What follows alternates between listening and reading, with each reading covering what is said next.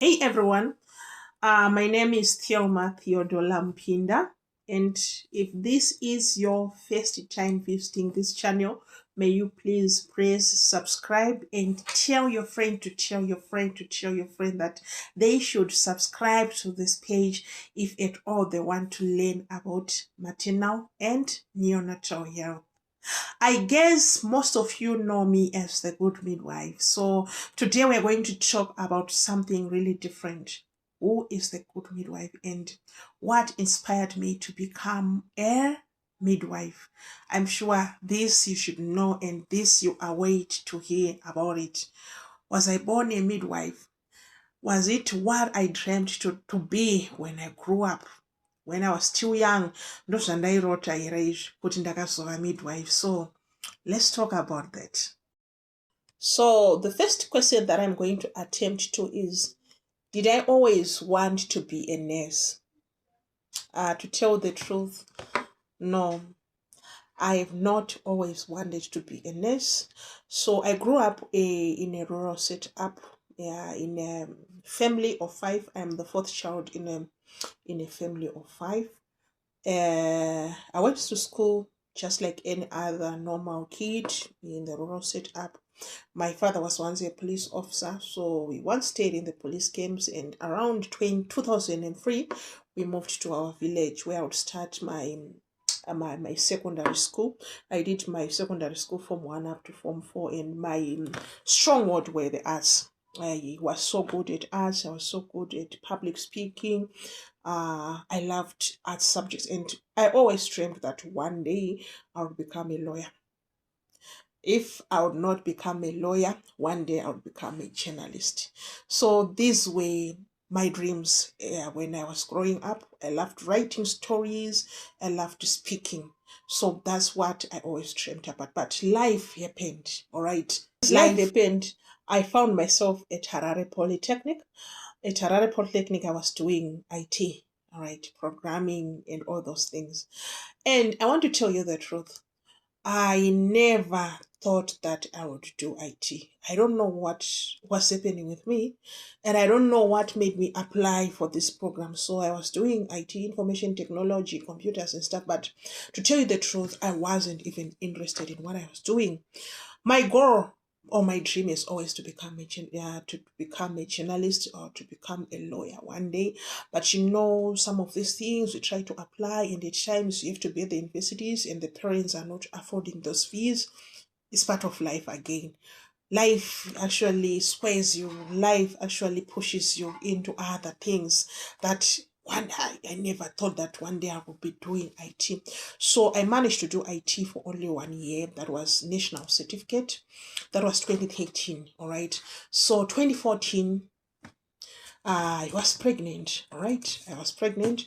I was nursing my baby. The whole of 2014, I didn't manage to go back to the college. 2014, my baby came in 2015. All right. So I didn't manage to go back to poly. I didn't manage to go back to poly. I was nursing my baby at home. I just wanted to take some gap year so that I can actually take care of my baby very well.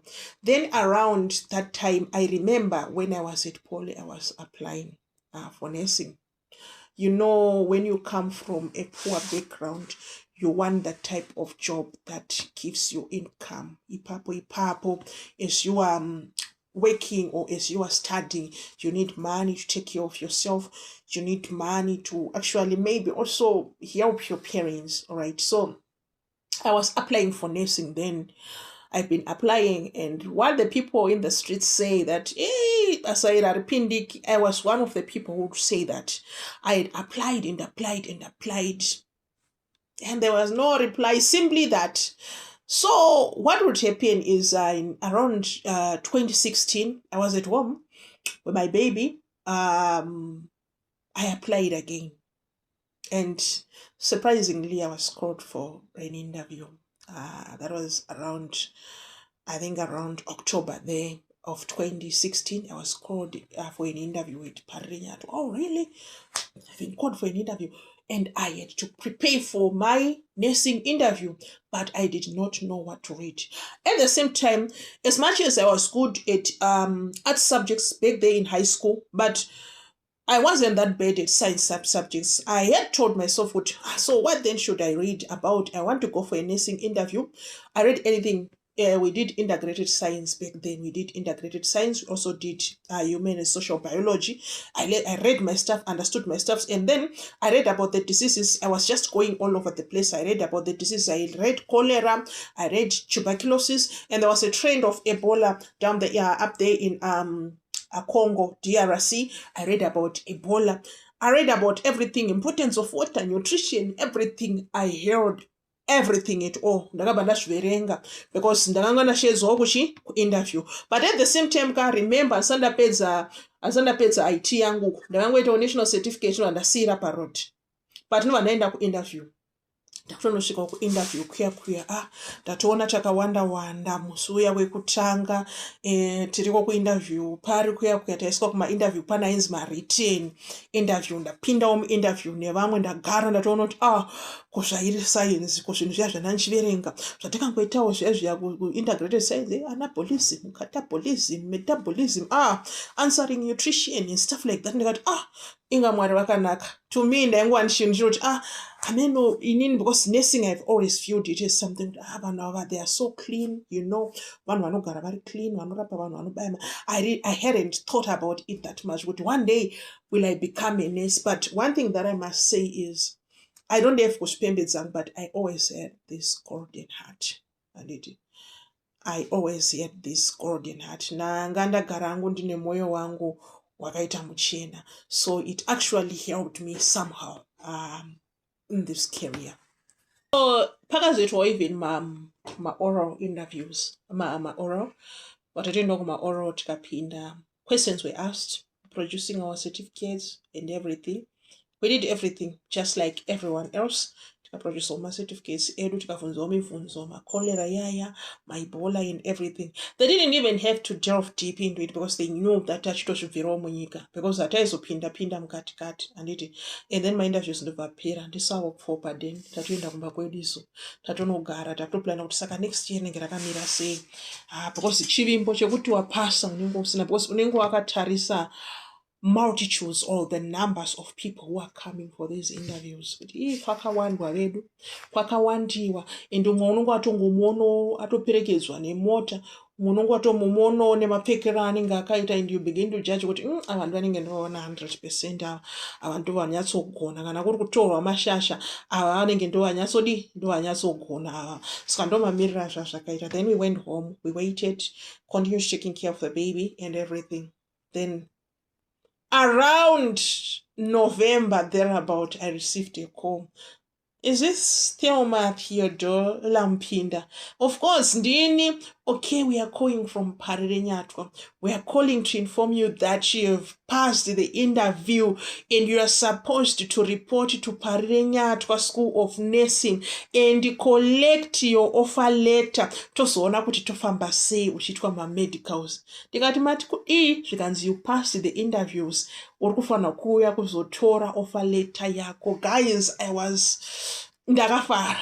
Pakafarwa ipapo ndikati really apa ndatokangamwa ndatoisa paside, ndatosendeka paside madeals IT yekuti IT kudini, because remember apa ndandiringoita zvinhu but it's not even what I was dreaming about. Asizvo zvandaimboona in the first place.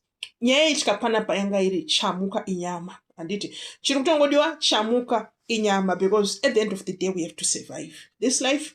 We have to survive. Saka ndakafara zvisingamboiti, ndikatengawo champagne. Anyway, hatina kutenga iri alcohol, tikatenga nani alcohol shamda, and then we popped, tikafarawo tikacelebrate kuti ndakuendawo ndakunobhosi nyaya iri pangeri kuti ndakutonokatawo mari yangu. Saka zvakarongeka. Hatichanetsana moms kuti moms fees kochakati saka zvakarongeka. Now we have to what, takuenda kuchikoro, takuenda kubasa, because baba ndamboti ndakuenda kuchikoro, ndakazvidza kuti now I'm going to work, handiti paipapo everything zvakazofamba zvakanaka. tikapedza mamedicals edu ese zvikabuda zvakanaka handitika. And then we were required to be at school at Parinyato School of Nursing on the 2nd of January 2017. So on the 2nd of January 2017 we were in class takutraina as general nurses handiti tatopinda muclass ende pfungwa dzangu dzaitondiudza kuti aiwaka these people they are being too late because I'm ready.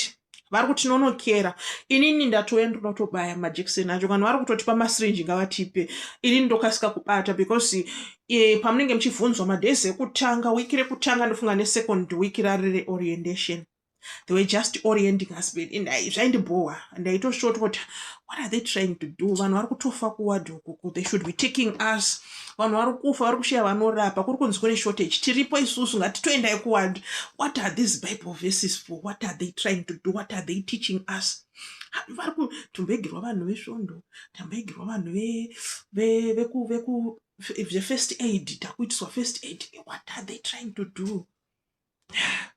First 2 weeks orientation taratidzwa chipatara tatenderera vedu vepakakura tatenderera taiswa madepartments ose taona vedu and we were wearing these white uniforms. Back then we were not buying uniforms no tainopiwa ikoko waipiwa white uniform then white uniform yako yave nekola yakaita royal blue seive yandakapfeka zikola rakaita royal blue raingokuudza wega kuti blue for danger. You did not look like a proper nurse. It was just a dress, no upper nets whatsoever.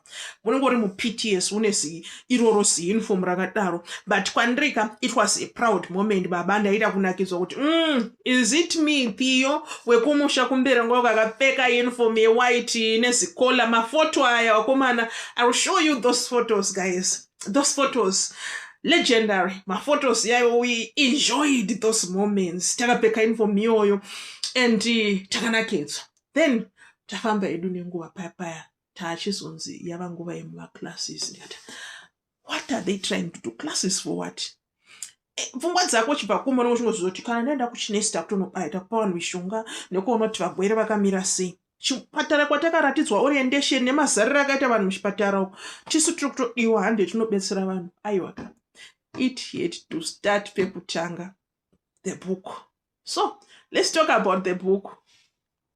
So to those who really understand what I'm saying, nursing is not as simple as it looks. It's not as simple as the white uniform. Zvakaoma. Takatanga kudzidziswa ende takatanga kudzidziswa kugara pasi muclass. Kutanga kudzidza book right do anatomy and physiology. Isusu tatabva kuchikoro tazviitira edu biology dzedu neintegrated science but anatomy and physiology, biochemistry, biophysics, nursing science and arts chino and work started piling zvakatanga kuwanda in such a way kuti takatanga kufila pressure. Kana kune mamwe makoleji kuti unokwanisa kuenda kumba ndiyo but kunursing ukaona waita mwana wako aenda kunursing akakudza kuti handisi kuuya kumba kuri busy tiri kuverenga believe them because vanoita of course ya program is block and release but trust me the blocks anenge ari shorter than the content of the blocks.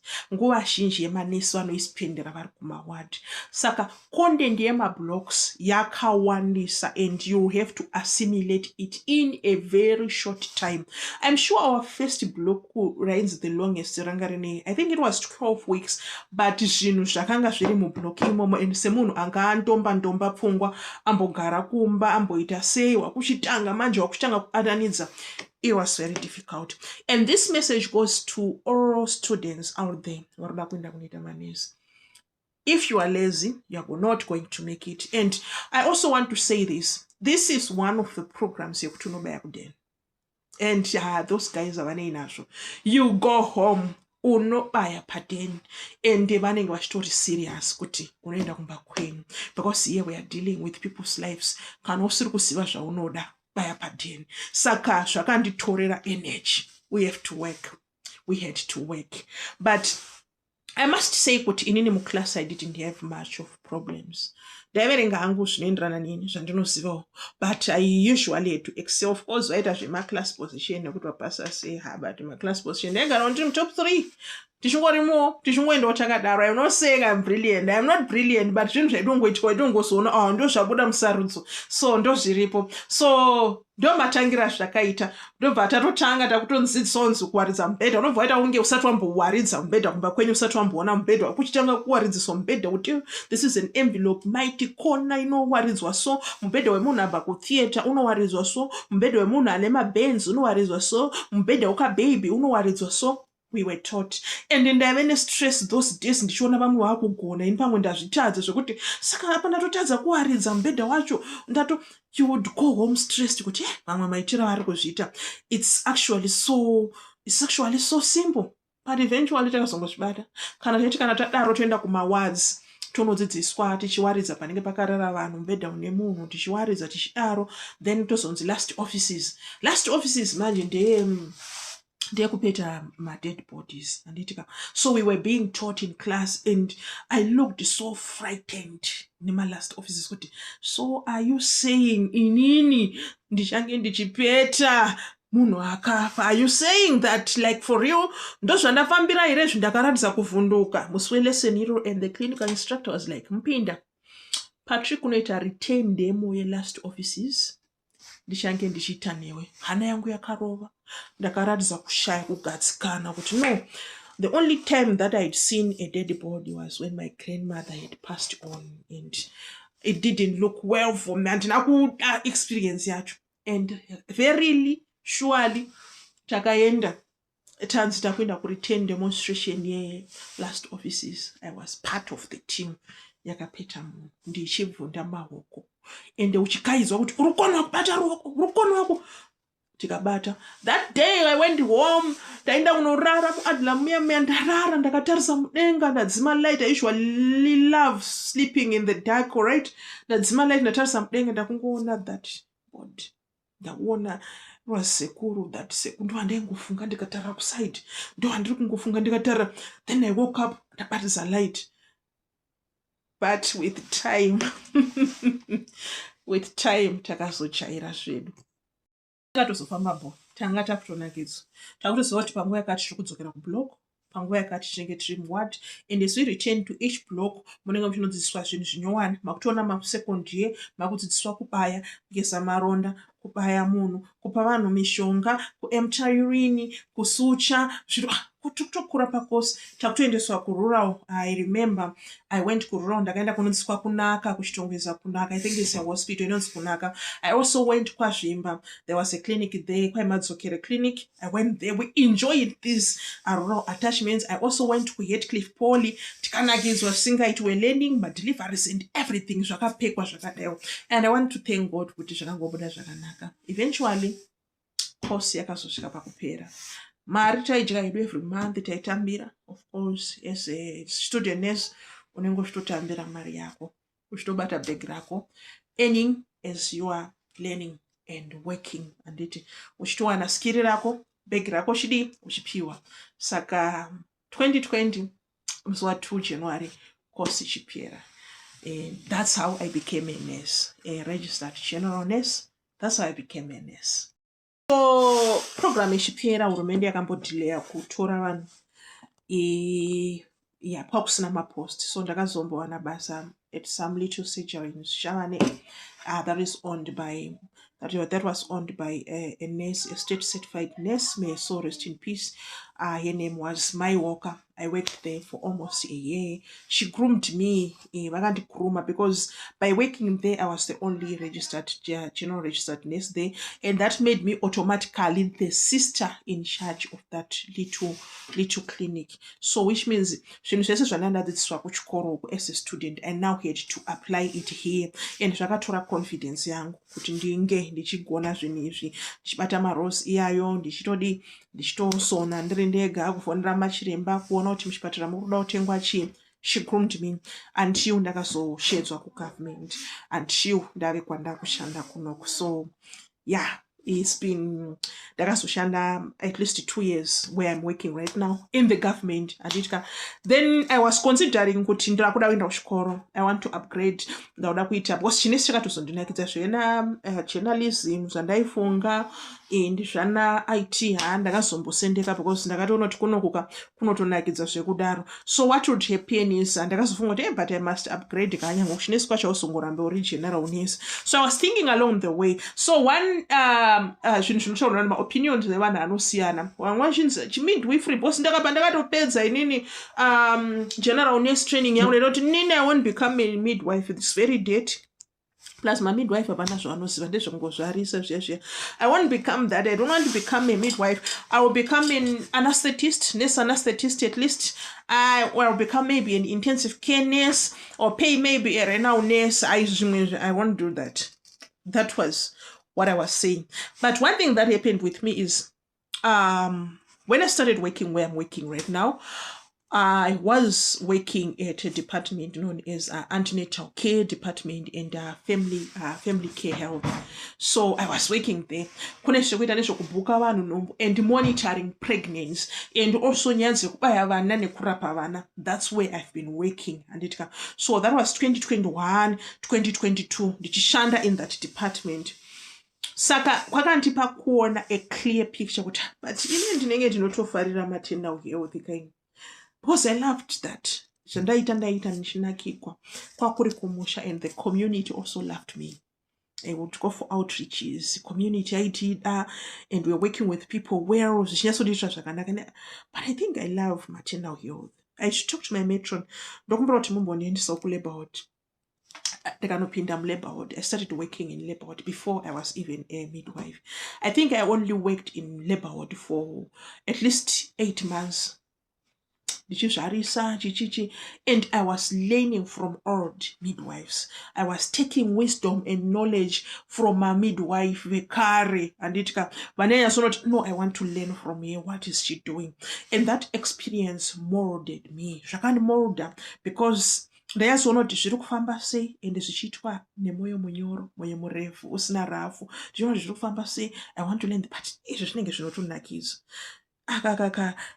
post basic kanenge kanonakidza because kanondipa independence ndikuzviitira zvinhu zvangu kamini operation kangu ndozvarisa kana paita emergency ndofondera chiremba so this is so interesting. I think I have to go for midwifery. I love midwifery. That's how and that's when I fell in love with midwifery because ndaizofara kana ndikaona mai vaboda vari vapenyu mwana abuda achichema zvaindinakidza imi ndaiwa kuti now this is splendid, now this is interesting, this is exciting waenda kunorara ushiwa kuti waguta. So it was really something that I envied. Then I said no, you know what, I'm applying for midwifery. So I applied for midwifery back at Parenyatwa School of Midwifery, went for the interviews, passed the interviews, and I was called for midwifery training. Back at Pari, yeah, you're now back again as a student. Tazoka Tama student midwives. You have trained as a general nurse, you know what nursing is all about. The first thing is the class. Class. And now the difference is you are now adults. And you're now adults, number one. Number two, you are already working, which means if you fail, you are going back to your work. But zvinenge zvaane kamwe kalevel kekunyadzisa kazvaanazvo kufoira wodzokera zvinenge zvaane kamwe kauremu kekunyadzisa. Saka what it simply means you have to work hard and you have to tell yourself that you need to work hard. Apa pachina munhu achakusunda zvataitwa kujeni kuti yay. But they now understand that you're now adults. So yeah, that was midwifery. And midwifery was so interesting from the first block up to the final block. Biananda Maternity Home is a very busy hospital.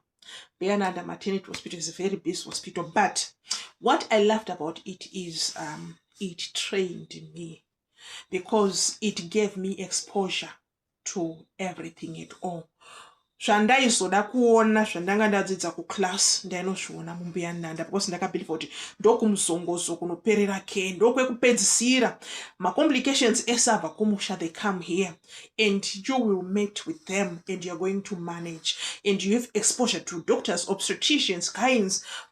vanenge vachimanage these conditions uripo uchiona uchiita role yako ipapo as a midwife uchiona. So I loved that school and I appreciate it. I appreciate even the sisters vandakashanda navo, those who believe me and those who know that I'm telling this truth is ini nangu entirely handinombosangana nanesi kuda ndaizongovanzwa vachitaurwa kuti vane rafu, but pamoment iyoyo handinombosangana namidwife vakange vane rafu. I've learned from my midwife and not they are better midwives, they are best midwives. I've learned from tutors who I'm saying they are better tutors, they are best tutors. They groomed me into becoming whom am I today. I am today. Kana ndiri kuita musikanzwa ndezvemusoro wangu. It's not asisi zvavo zvavakandifundisa. Ndezvemusoro wangu inene sa the good midwife. So I learned a lot during the course of training and kusvika yapera haikuitwa zvemaposition kusvika yapera musikana ingotora number 1. Ndakazomukurwa ka1 I think ndikaita number 2 but musikana ingova number 1 kusvika kwekupedzisira because I was loving what I was doing. Come state final examinations, I was the gold medalist, which means ndakakurira Zimbabwe yose panguva yacho. Ndakakurira Zimbabwe yose because ndainakidzwa ndezvandaita and ndaitoti kwese nikauya yaindinakidza kunyora so because ndainyora zvandainzwa kuti no those zvatinoita izvo kubasa kwedu, we are midwives and we are proud midwives. So we passed and we are here now.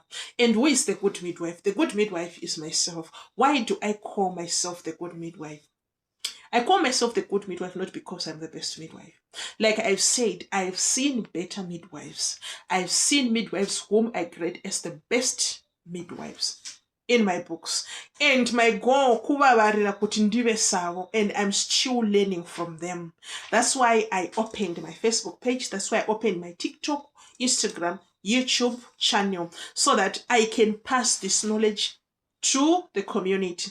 The knowledge that I've taken, the knowledge that I've assimilated from my elders, the knowledge that has assimilated from my midwife's mama, I should actually pass it to the community. I should actually pass it even to the young midwives. But you know what? Chibasa age, chaka zvidzika, but chinoita kuti unorara hope dzinonakidza kumba. Chinoita kuti unorara hope dzinonakidza kumba. Apana chinhu chinondinakidza in my life kudarika the perineum. Kana chiti the perineum kumira nemukadzi ari kuzvara, making sure kuti mukadzi uyu ari kufanira kubuda ari mupenyu. As long as mukadzi uyu nemwana wake vapinda muchipatara munomu ari mupenyu, the goal is they should get out of this hospital alive. And that is my goal as the midwife. And also my second goal is to remove fear from women. Apana chinotyisa apa. If I made it, if this one made it, if this one made it, why can't you make it? Unokona ne kubuda uri mupenyu. If you follow zviri kudiwa, ukaattenda ma antenatal classes, chinokunetsa chi, you be out of this situation. A labor, yeah, is death sentence. Azvisi zvema-death sentence kana kuti kudii. Saka inini maikondo ekuti mudzidzi, and you are going to learn and learn a lot. Nezvamaisafungira kuti muchaudzwa, I'm going to tell you as long as it aligns with the laws. Ndicharamba ndichikuudzai. So this is how I became the midwife, the good midwife. So inini ndinonzi Thelma Theodola Mpinda, 36-year-old. I've got 11-year-old son. I'm a single mom. Yes, I am a single mom. And I hope that ticharamba tichidzidza tese, tichienderera mberi nekudzidza, so that we reduce and eradicate maternal and neonatal morbidities and mortalities. Toodles!